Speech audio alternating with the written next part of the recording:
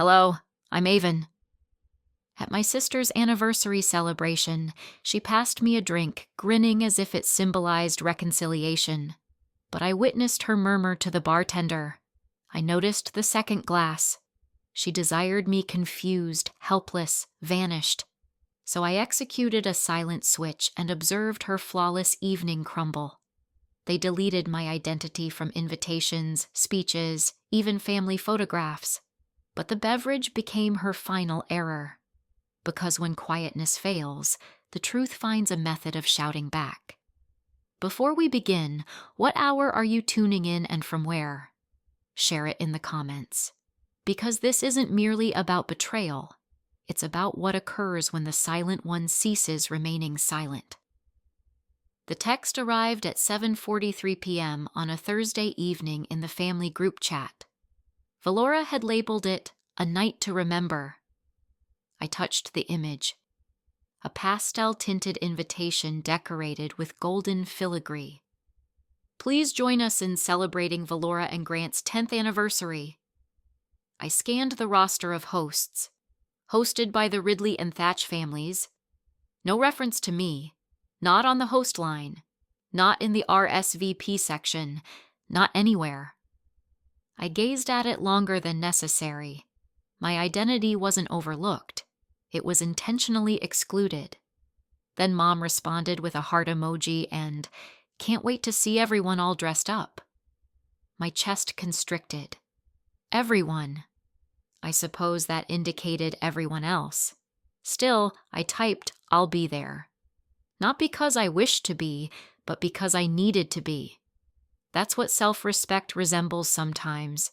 Appearing where you're obviously not welcomed and entering with your head raised. Anyway, by Saturday I had reserved the hotel myself. Traveled alone.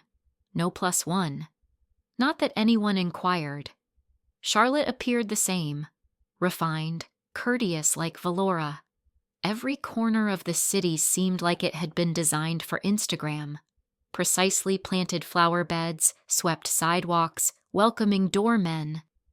But that evening nothing appeared more groomed than the golf club they'd rented. Colonial columns, valet service, and gentle jazz performed live near the entrance. I emerged from my rental car in a charcoal dress. Nothing showy, nothing too subdued either. I walked past 2 young girls posing by the hydrangeas. One of them murmured, "Is she one of the servers?" I didn't waver, just continued walking. Inside the room sparkled. Valora's preferred palette, dusty rose, ivory, and pale gold, enveloped the space like a bridal boutique advertisement. Servers circulated champagne flutes topped with berries. A string quartet performed something light but costly. I paused near the seating chart, fingers trailing down the columns of names. I located hers, her husband's, even Mom and Dad's neatly written in calligraphy beside main table. I wasn't there. Then I spotted it. A folding chair, not the upholstered kind everyone else possessed. This one was plain, metallic, positioned near the swinging doors leading to the kitchen. On it was a napkin, not silk like the others, but a disposable square folded in an uneven triangle. There was a card beside it. Avon. Just my first name, no title, no warmth. I stood there for a moment, watching a server squeeze past carrying shrimp cocktails. The door behind him creaked and released a wave of kitchen heat and garlic. I sat down without a word. I crossed my legs, smiled faintly, took a slow breath. This wasn't an error. This was a statement. A quiet one. The kind that wounds louder than a shout. 20 minutes passed. The music shifted. Conversations buzzed around me like bees avoiding a flower they didn't desire. Then came pastel silk. Hair styled like a pageant queen. Smile rehearsed to perfection. She approached, glass of Prosecco in one hand. "You made it after all," she said. "Not warm, not cruel. Just enough to bruise." "Wouldn't miss it," I answered. She leaned in, air kissed the side of my cheek and disappeared into a cluster of people laughing too loudly. Grant followed behind her, pausing briefly. "Hey, Av," he said, not quite looking at me. His cologne hit first, then a half hug I hadn't requested. "Hope you found your seat." "I did," I said quietly. It was exactly where I expected. He smiled like he hadn't heard me and walked away. I let my gaze wander the room. Each table had a centerpiece, peonies, floating candles, and napkins folded like orchids. Clean, proud shapes. Mine was folded into a small iris. A mistake or a symbol, I couldn't determine. But I remembered something once said when we were girls. "Iris means goodbye, doesn't it?" I picked up the napkin slowly, fingers tracing its cheap fibers. Goodbye. Maybe that's all this had ever been. I didn't eat much, just sipped my glass of water, the only one on my table. No one else came to sit with me. A little girl with curls peeked at me from behind her father's leg. I smiled, but she said, "Daddy, why is that lady sitting alone?" He looked embarrassed. "She's family, sweetie, I think." She wrinkled her nose. She wasn't even on the list. And that was when I realized I hadn't just been forgotten. I'd been erased. And I didn't turn around. I didn't need to know who said it. She wasn't even on the list, because the truth had already found its way into my chest. It settled there, cold and certain, like a stone sinking in water. The room dimmed.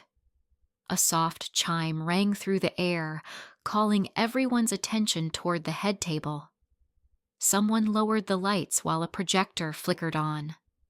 I watched the glow dance along the walls, casting brief shadows of crystal glass and raised forks. Valora and Grant stood, arms around each other, beaming as if they were carved out of some magazine editorial titled "Happiness Curated." 10 years?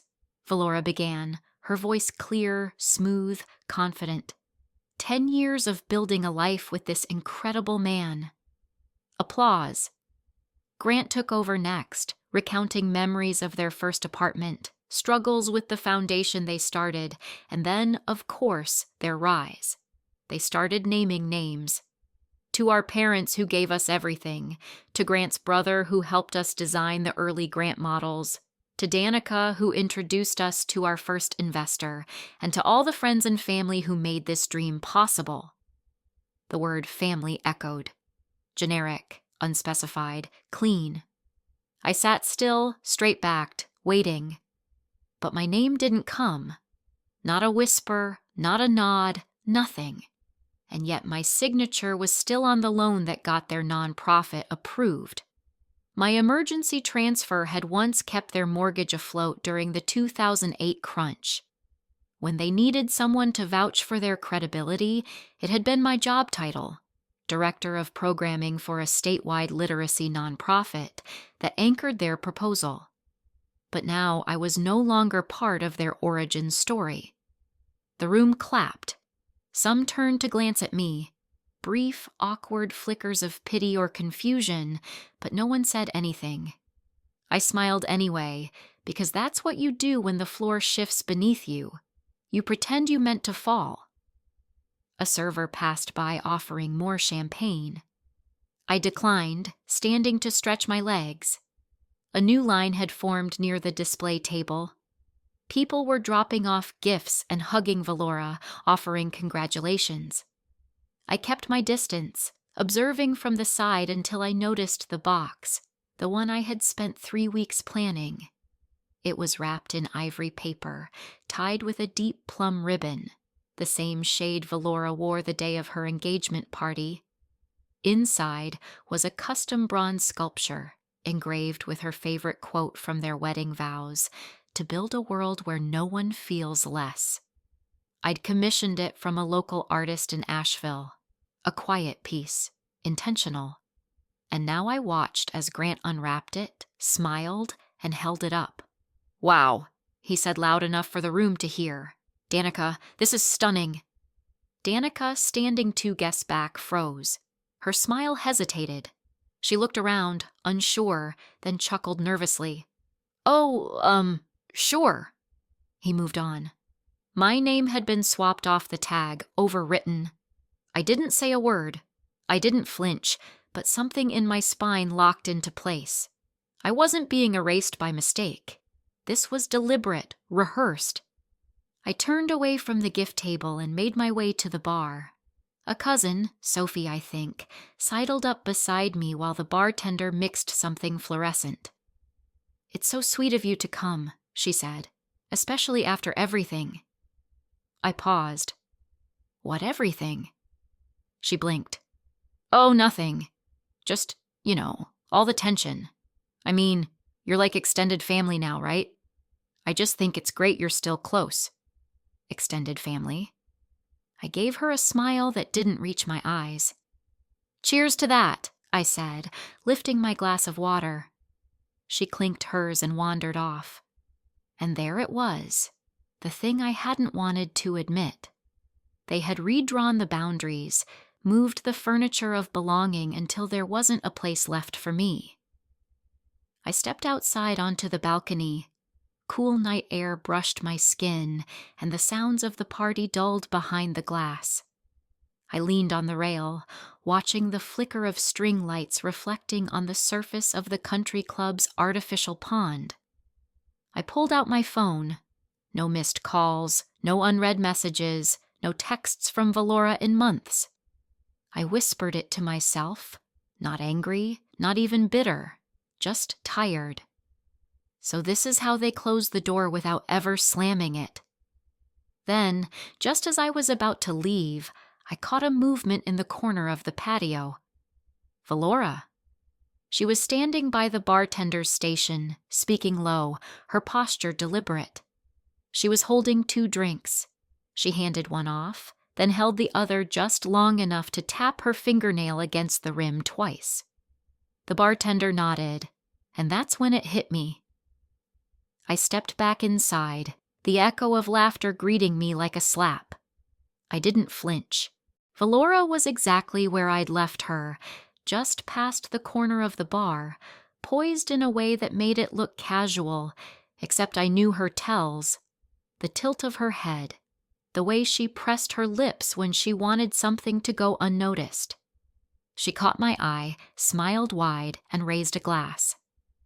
"Special blend for you," she said sweetly, walking toward me and pressing it into my hand like a peace offering. The glass was chilled, rim kissed with a sliver of lime. Valora held on to it a second too long before letting go. Her voice was casual, but her eyes, those never mastered how to deceive entirely. I reciprocated her smile with one of my own, just as rehearsed. "Thanks," I said, wrapping my fingers around the glass as if it were any other beverage, as if this were any other evening. "Enjoy. It's a specialty here," she added, then turned away without waiting for a toast. I nodded and slipped toward the hallway near the side exit, lifting the glass in a silent gesture of gratitude to a passing server as if I had every intention of rejoining the crowd again. I didn't. Outside again, I moved into the shadows just beyond the terrace heater. The breeze had grown cooler. I exhaled slowly, listening to the muffled jazz drifting out from the banquet room. Through the paneled glass, I saw her. Valora hadn't wandered far from the bar. She wasn't laughing, wasn't socializing. She was observing me. Not in a casual way, not like someone pleased to see her sister enjoying the party. It was the kind of stillness that came when you waited for something very specific to occur. My beverage was still in my hand, and that's when I understood. I walked back inside. Grant was distracted at the opposite corner, chuckling with one of his friends. A full drink sat just behind him on the table where he'd left it. I glanced around. No one was watching. No one ever really watched when it came to me. With a flick of the wrist, I set mine down beside his and exchanged the two, quick and smooth. His had condensation along the rim, untouched. Then I stepped back, picked up Grant's drink, the safe one, and took a small sip. Citrusy, bland, ordinary. Music swelled in the background. Someone called out for a toast. I rejoined the room like nothing happened, moving through the currents of chatter with calm ease. 45 minutes passed. Valora's voice echoed from somewhere near the stage, laughing too loudly at something that wasn't amusing. I didn't look at her. I observed Grant instead. He was in the middle of a story about their vacation in Napa when his expression shifted. His hand touched his chest first, then his abdomen. He blinked rapidly, looked confused. Sweat gathered on his temple, quick and sudden. "Babe," he murmured and stumbled forward a half step. People looked up, a few chuckles, then the room paused. He hunched slightly, a gasp. One hand gripped the back of a chair. "I need a minute. Bathroom," he muttered, already moving. Guests parted. Someone asked if he'd had the shellfish. "It's probably the crab cake," said Diane, sipping her cocktail without missing a beat. But I knew better. Valora's face had changed. Not enough for most to notice, but enough for me. Her smile, always sharp, now seemed frozen in place. Her eyes darted past me toward the table, to the glass I had never touched. She stared at it for a second too long. Then her gaze flicked back to mine. I didn't blink. I didn't smirk. I simply watched her watch the mistake unfold in real time. In that moment, she realized what I'd done, and I realized just how far she'd go. I slipped quietly toward the hallway, the one leading to the bathrooms. Less because I wanted to check on Grant, more because I needed space. But as I passed the coat rack near the back, I overheard them. Two women, older, dressed in soft tones. They leaned in close, whispering like schoolgirls in a scandal. "Did you hear?" one said. "She's unstable. She's done things before." The other sighed. "It's sad, really. You try to include people, but there's always one." I didn't stop walking. I didn't need to ask who she was. I stepped outside through the staff exit and pulled out my phone. There were no missed messages. Still nothing from Valora. I opened a blank text and typed 4 words to myself. "Save the glass now." And then, as the night pressed in around me and the music inside kept playing like nothing had happened, I let the silence settle again. I hadn't drunk the poison, but I tasted the truth, and it was enough to burn. I walked back in, slipping into the edges of the crowd as if nothing had happened. The glass was long gone, left on the ledge behind the terrace heater, exactly where Valora's eyes had landed when Grant stumbled away. I didn't feel triumphant. Not yet. I just felt alert. Grant reappeared about 15 minutes later, face pale but now smiling like nothing happened. He pulled at his collar, took small sips of water, and leaned close to Valora as if to reassure her he was fine. She nodded, touching his wrist, her smile rigid. The event was rolling on as though no one had noticed. The MC, one of Grant's old college buddies, tapped the microphone with a bit of flair. "All right, everyone. Since this is a celebration of love and endurance, let's open the floor to some family memories. Anyone brave enough?" A few scattered chuckles. To my surprise, Grant raised his hand, a little unsteady but eager. "Why not?" he said, making his way toward the stage with his drink in hand. Valora didn't stop him, but her expression shifted. Not alarm, not approval. Something else. Like she had just realized she'd forgotten to rehearse this part of the script. He took the mic and laughed awkwardly. "You know, when you've been married 12 years, the stories pile up." A few polite laughs. The room leaned in. Grant's voice turned warmer, a little thick, like the alcohol hadn't quite left his system. There was this one time our business was on the ropes. Really bad. Valora and I were we were in over our heads. We'd gone too far, too fast, and it was Avon. He turned his eyes toward me. It was Avon who saved us. The room froze like someone had cut the background music without warning. She wired the money. No questions, no judgment. Valora didn't even want to ask her, but Avon said yes before we even finished explaining. He smiled.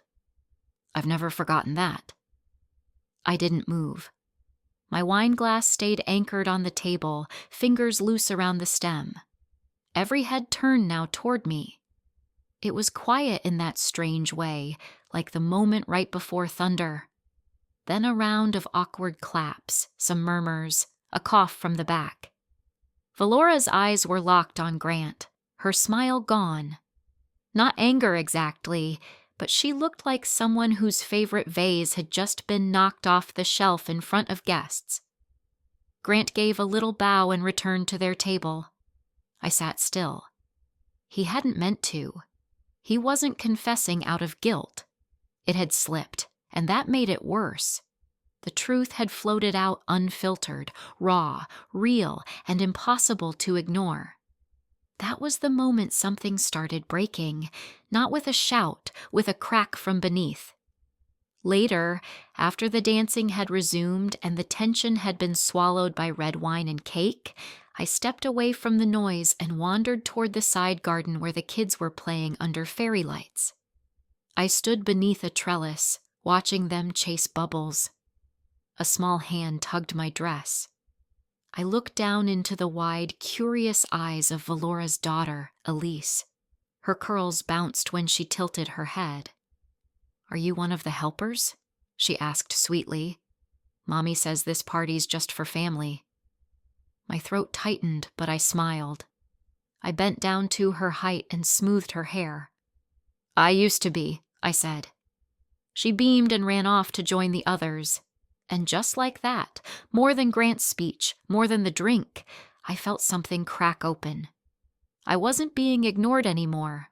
I was being redefined, repurposed, filed away. By the time I walked back into the main room, it was nearly 9.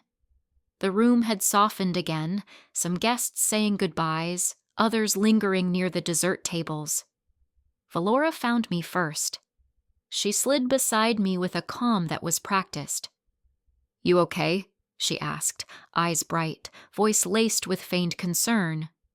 "I'm great," I said, letting my words hang.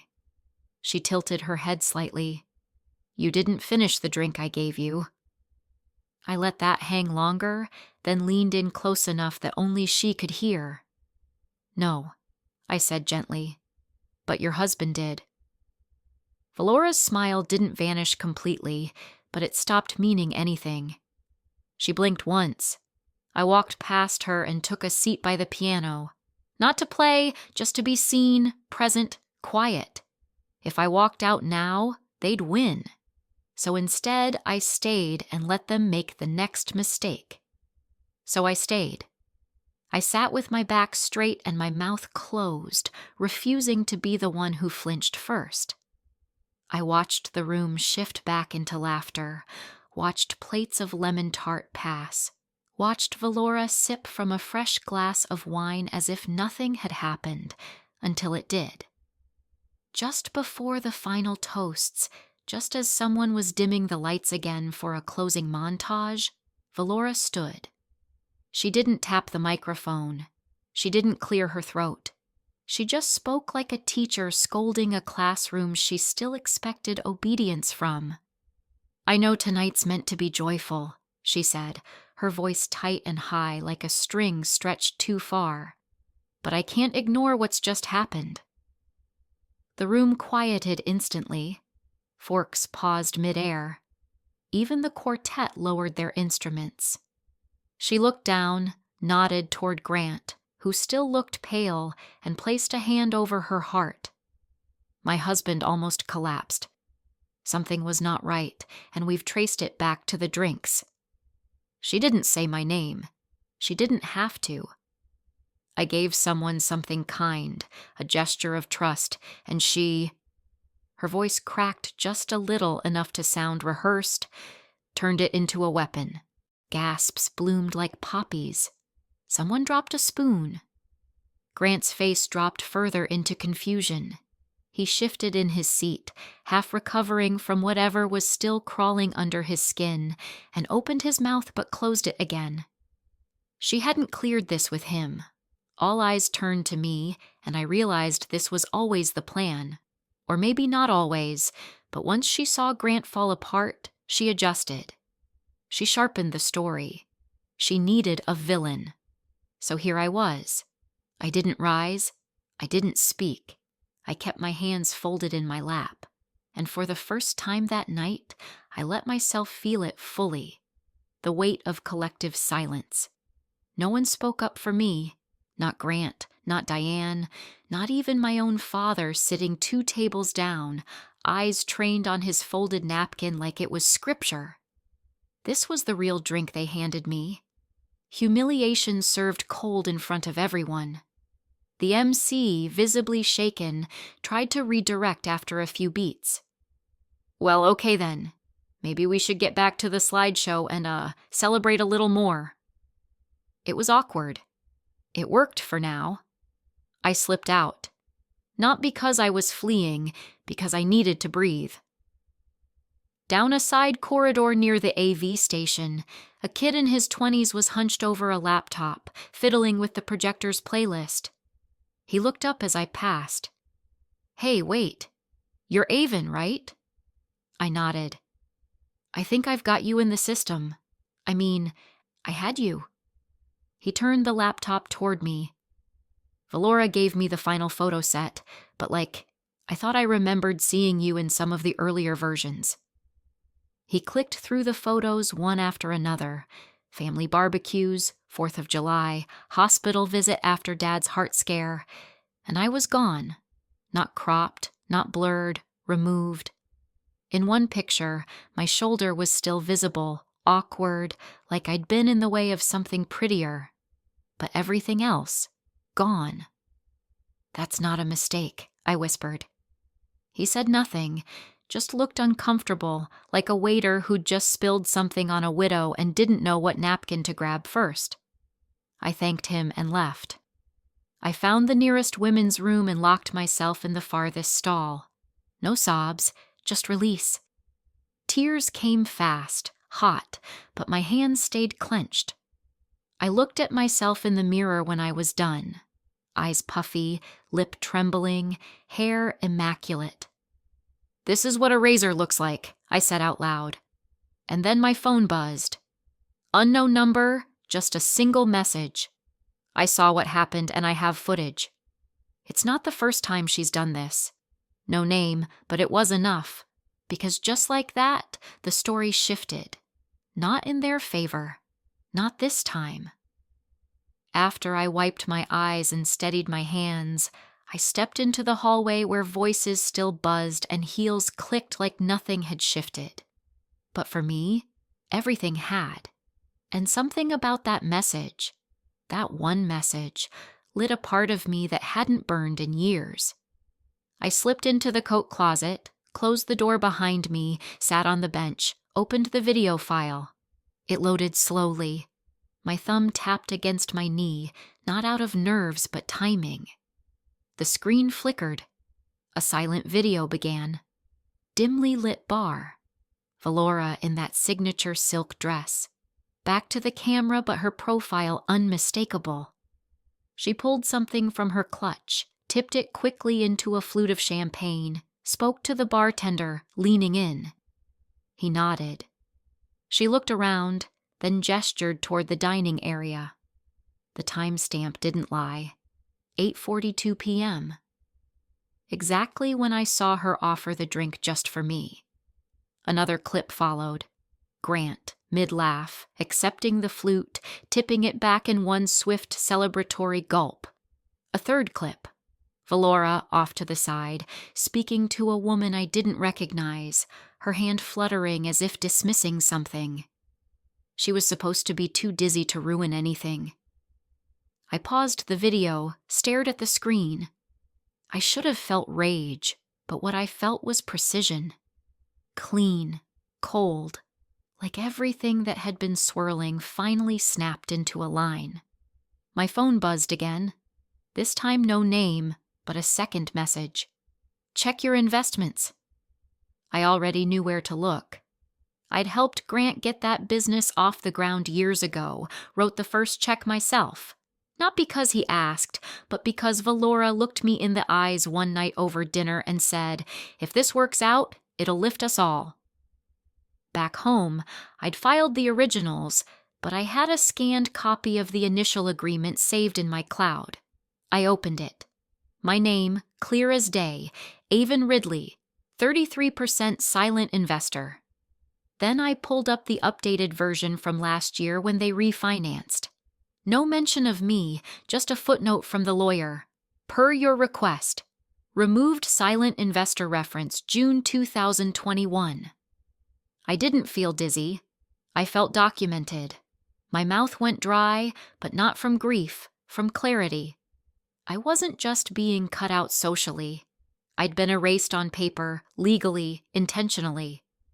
I stared out the tiny slit of light beneath the closet door. Then I called my lawyer. "Save that video," I said, keeping my voice low and flat. Quietly, she didn't ask questions. Next, I clicked the number that had sent me the file. It rang twice then. Avon. It was Danica, Valora's longtime friend, her once shadow stylist, the one she used to parade as her brand's image consultant before Danica abruptly stopped showing up to anything. "I knew it was you," I said. "How long have you had the footage?" "Since I saw what she did," she said simply. 3 years ago, she told me I embarrassed her brand, that my look was outdated. But really, I got too much attention at one launch. She had me cropped out of all her promos the next day. Silence stretched. Danica added, "She does this.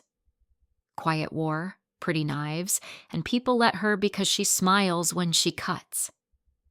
I didn't say anything for a moment then. "Will you testify?" "I already hit record," she said. A pause, then a click. I didn't smile. I just exhaled. Because when someone builds a life by editing people out, they forget one thing. Sometimes the person they try to erase is the one who kept all the records. The ride to Valora's house was short, but in my chest, something long overdue had settled into place. I didn't fidget with my phone. I didn't rehearse anything. I didn't need to. That night, her dining room was dressed like a catalog spread. Muted florals, soft candlelight, name cards etched in cursive, 6 chairs, carefully chosen guests, the illusion of harmony. I stepped in, offered a polite nod to our parents, and sat across from Valora. Grant barely made eye contact. Danica arrived last, quietly slipping into her seat with a tired smile. She didn't bring a gift. She didn't need to. Valora played the part to perfection, passing dishes, making small talk, complimenting Mom's scarf. Her voice didn't tremble once. If she noticed the shift in air, she didn't show it.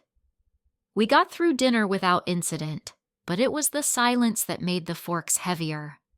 She brought out a layered chocolate torte, cut meticulously. I accepted a slice. Everyone did. She lit the centerpiece candles and said, "Dessert always brings peace, doesn't it?" I looked at her and smiled. Just once.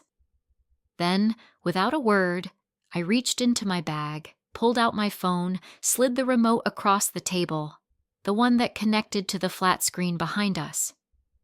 "Would anyone mind watching something?" I asked. No one answered. I tapped the remote. The TV hummed to life. The dining room's warm tones dimmed in comparison to the cold image on screen. There was Valora in the dress she was so proud of, leaning across the bar, pulling a bottle from her clutch, tilting it into a flute of champagne. her posture fluid, deliberate. Then a cut to Grant lifting that same glass, mid-laugh. The screen froze as he swallowed. The last clip, Valora whispering to a woman off-frame. She was supposed to be too dizzy to ruin anything. Silence. Dad's fork clinked against his plate. Mom's face drained color. Danica never looked away from the screen. Grant's chair creaked as he leaned forward. "What is this?" Valora's voice broke. "It's fake. People can edit anything nowadays. You know that." Danica calmly reached into her purse. She slid a folder across the table, slow, certain. Inside, screenshots with timestamps, metadata, a copy of the full uncut video file with chain of custody documentation, and a printed letter. Valora's handwriting, dated 2 years ago, from one of her therapy sessions. I'd read it before. "I struggle with the need to control how others see Avon. She was always too quiet, too capable. I couldn't stand it." Valora's mouth parted, but no words came out. I let the moment breathe, then said, "I'm not here to destroy your life, Valora. Just to reclaim mine." She looked at me like she didn't understand the language I was speaking. Maybe she didn't. Not really. Dad didn't speak. He just pushed his plate away. Mom whispered, "Valora, how could you?" Grant rose from his chair but said nothing. His hands trembled slightly. Danica stood next. She placed one hand on my shoulder. "You ready?" I nodded, picked up my bag, paused at the doorway. "This was never about revenge," I said. "It was about visibility. I was never the problem. I was just inconvenient. No one followed us. No one told us to stay. And for the first time in a very long time, I walked away from that house without wondering if I should have done something differently. I never expected the silence to last. Not in Valora's world." 3 days after the dinner, my phone pinged with a video link. Anonymous, sent from an account called Ridley Family Truth. The thumbnail alone made my stomach drop. It was me, crying. Not recent, not real. It was a clip from 6 years ago, recorded during a panic attack after Mom's surgery. Valora had stayed just long enough to hit record, then walked away before the nurses came, and now the caption read, "Unstable sister ruins family legacy." Again, it had been cut down to 20 seconds.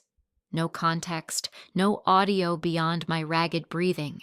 And it was gaining traction. Likes, reposts, comments like, "Why is she always the victim?" Or, "Someone get this woman help." I knew the handwriting behind it, even if it came from a fan account. Valora's fingerprints were all over it, the phrasing, the timing, the cruelty dressed in polished branding. She couldn't undo the video from the dinner, so she tried to bury it in a different narrative, one that cast her as the composed older sister forced to endure her dramatic, broken sibling. It worked. At first, my inbox filled with passive-aggressive questions from board members at my nonprofit. "We're just checking in. Is everything all right mentally? I saw something online that concerned me. Are you safe?" I didn't answer them immediately. Instead, I opened my drive. I pulled the uncut security video. I pulled the scanned investment documents, every check stub, every contract with my name quietly erased.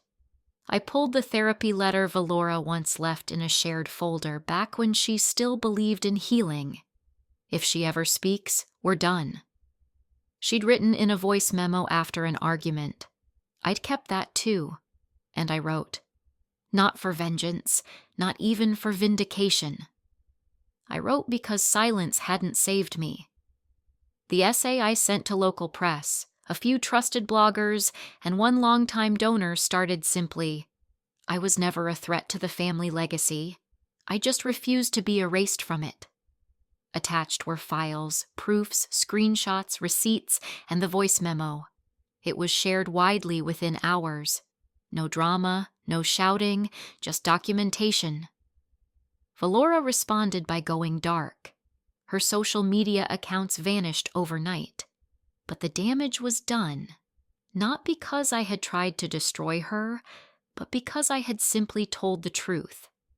Her sponsors began pulling partnerships. One board member from her wellness foundation issued a public resignation citing irreconcilable values. And Grant? He packed a small suitcase and checked into a downtown hotel.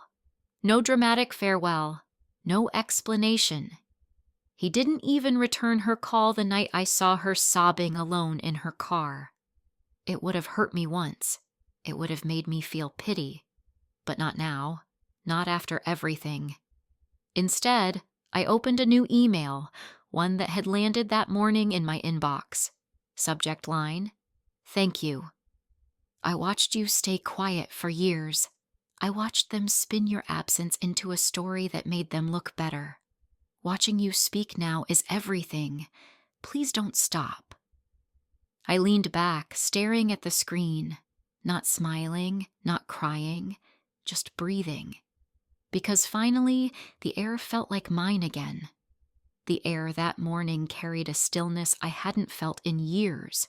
Not silence exactly, but steadiness, like the ground under me had finally stopped shifting.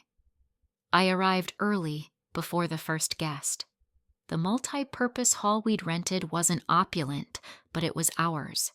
A community center just outside Charlotte, renovated with funds from the new leadership grant we'd secured. This wasn't about press or applause. It was about what came next. The chairs were already arranged in a wide circle, sunlight filtering through the high windows. On each table sat stacks of handouts, fresh notebooks, and something I'd personally folded late into the night, an iris napkin. Not an orchid, not a rose, a folded iris. Simple, resilient, quietly intricate. It was the kind of flower that didn't beg for attention. It just stood, grew, returned. The first guests arrived slowly. Women mostly in their 40s and 50s, some older, a few younger. You could see it in their posture, the weight of too many years being interrupted, talked over, dismissed. A few had come alone. Others clutched tote bags like armor. I welcomed them by name, one by one. No one was forgotten.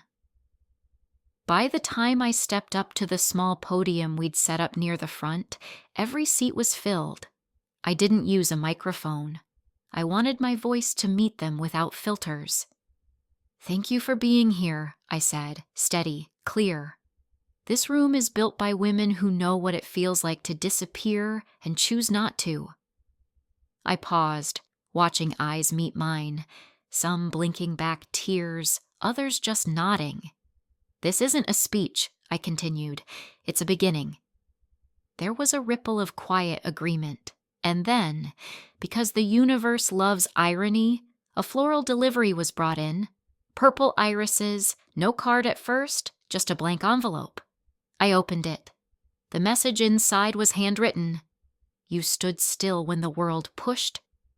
You chose to walk forward." No signature, just the handwriting I recognized. Elegant, careful. I set it aside on the podium. I didn't read it aloud to the group, but later, during the break, someone asked, so I did. And then I tossed it in the recycling bin. I didn't need to keep it. A closure doesn't always mean forgiveness.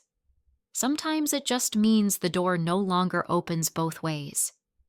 As the event wound down and most people had left, I stayed behind, tidied up, walked the room once more. I let myself breathe in the feeling of something finished and something beginning. That's when I saw him, Grant, standing near the back, hands clasped in front of him, not in a suit this time, just a plain jacket. Civilian in every sense. We didn't hug. He approached, nodded once, and held out his hand. I took it. "I should have listened," he said, "when you gave me the chance." I studied his face. The lines looked deeper than I remembered. Not older, just clearer.